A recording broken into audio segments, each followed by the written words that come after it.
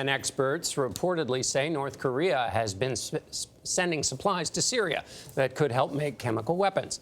This suggests Pyongyang has shipped banned weapons to the Syrian government, despite UN sanctions.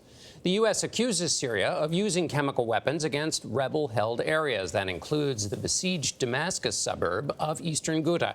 Seth Doane is the only network correspondent in Damascus. Seth, good morning.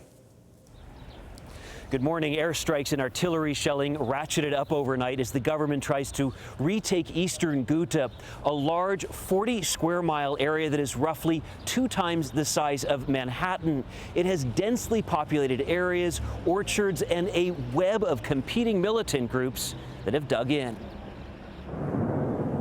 The bombardment of eastern Ghouta continues, and while militants there may be surrounded, they're hardly surrendering.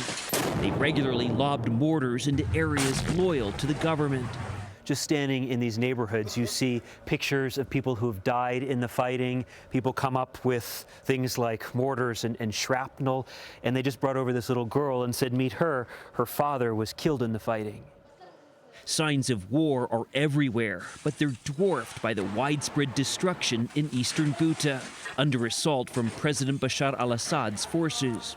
The people who hurt us aren't civilians, they are terrorist groups, Ayman Kendi told us. Do you think the government can hurt them by sending rice, sugar, or flour?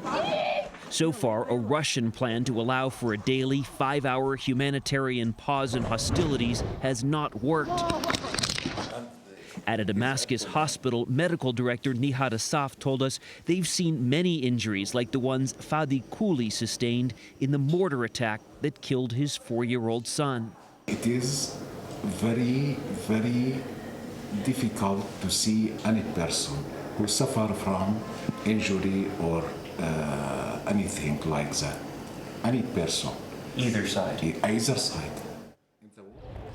One aid agency told us this morning that these humanitarian pauses simply won't work because they are not long enough for aid convoys to unload the massive amount of supplies needed in eastern Ghouta. Gayle? Seth Doane reporting from Damascus. Thank you.